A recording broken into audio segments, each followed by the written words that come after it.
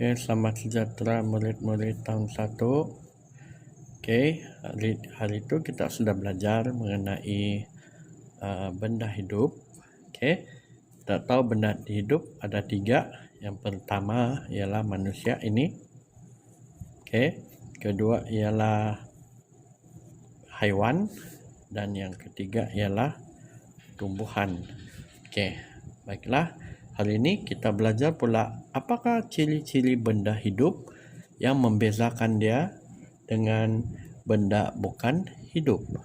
Oke. Yang pertama, kita tengok di atas.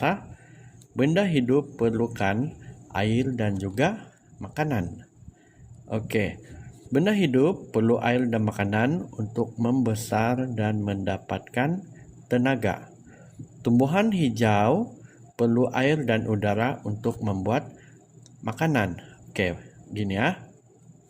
Seperti yang cikgu sudah beritahu, manusia dengan haiwan tidak dapat membuat makanan sendiri. Tapi tumbuhan dia boleh membuat makanan dengan adanya cahaya matahari. Oke. Jadi sebenarnya semua tenaga adalah berasal daripada tumbuhan. Sebab itu kita perlu menjaga tumbuhan yang ada di dunia ni. Okey, sebab benda hidup sangat memerlukan air dan makanan. Pertama, kalau kita lapar, kita boleh rasa pening. Air juga kita tidak dapat bertahan sekiranya badan kita kekurangan air. Sebab itu haiwan juga memerlukan makanan dan juga air. Mereka juga minum air. Bagaimana pula dengan tumbuhan? Macam mana mereka mendapatkan air? Okey, air bagi tumbuhan, diorang dapat melalui hujan, dan juga kalau di rumah mak kamu ada tanam pokok, selalu dia siram pokok bunga kan? Okey, mereka mendapatkan air juga melalui kita lah kalau kita siram dia kan. Dan mereka tidak boleh minum sebab tidak ada mulut kan? Tapi mereka menghisap air dengan menggunakan akar yang ada di bawah tanah tu. Okey, itu ciri yang pertama. Benda hidup perlu air dan makanan. Yang kedua pula yang membezakan benda hidup dengan benda bukan hidup, benda hidup boleh bergerak. Sebagai contoh manusia, dia boleh berlari, dia boleh melompat, dia boleh berjalan. Okey, itu cara bergerak untuk manusia. Yang kedua pula ialah contohnya di sini terbang bagi haiwan, berenang bagi ikan, melompat bagi katak, berlari dan sebagainya bagi haiwan-haiwan yang lain. Nanti dalam tajuk haiwan kita akan belajar juga cara bergerak haiwan. Okey, bagaimana dengan tumbuhan? Kenapa pula dia boleh bergerak? Sebab dia tidak ada dia tidak ada kaki kan? Tapi sebenarnya haiwan, contohnya di dalam gambar di sini, okey, cikgu bulatkan. Okey.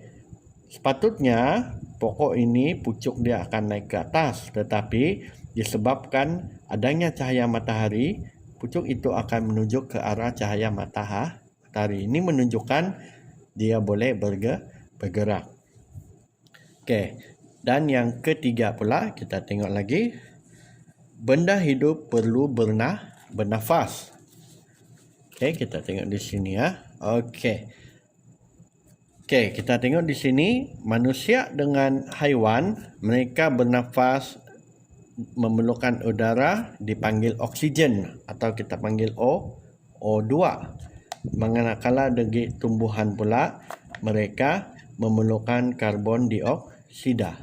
Okey, jadi karbon dioksida yang tumbuhan ni ambil, okey, kemudian mereka melepaskan oksigen. Manakala bagi haiwan dengan manusia pula, lepas mereka mengambil oksigen, mereka pula melepaskan karbon dioksida. Okey, kenapa kita perlu tumbuhan? Cikgu selalu pesan, kalau tidak ada tumbuhan, haiwan dengan manusia akan menggunakan oksigen sehingga habis dan tidak ada lagi pengeluaran oksigen, maka kita juga akan mati. Sebab itu tumbuhan sangat penting. Okey, kalau kamu cuba di rumah, kamu cuba tahan nafas, tutup hidung, tutup mulut, kamu tengok berapa lama aja kamu boleh bertahan. Mesti kamu rasa pening. Mungkin 1 minit paling lama kamu boleh bertahan. Okey, dan yang seterusnya, benda hidup boleh membiak. Okey.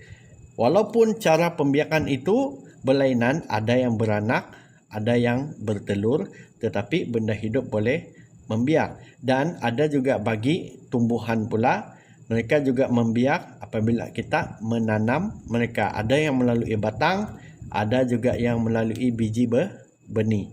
Contohnya melalui batang ialah pokok ubi kayu. Manakala melalui biji benih pula, seperti yang kamu tahu, seperti mangga, padi kan. Okey. Bagi haiwan pula, mereka boleh beranak dengan 2 cara.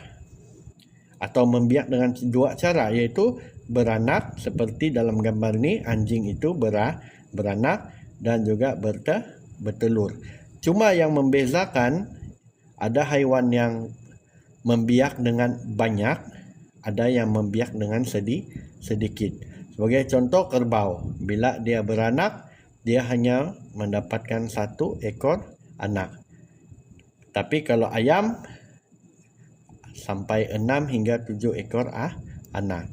Lebih pun ada. Okey. Dan ini pula ialah manusia. Manusia juga membiak melalui beranak. Okey.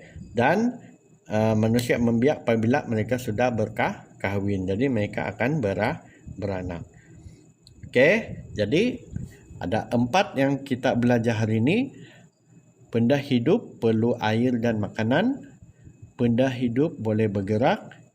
Benda hidup perlu bernafas. Dan benda hidup boleh membiak. Okey, seterusnya, untuk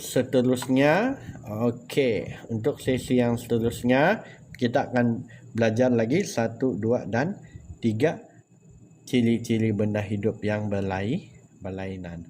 Okey, itu saja dari cikgu. Sekian, terima kasih.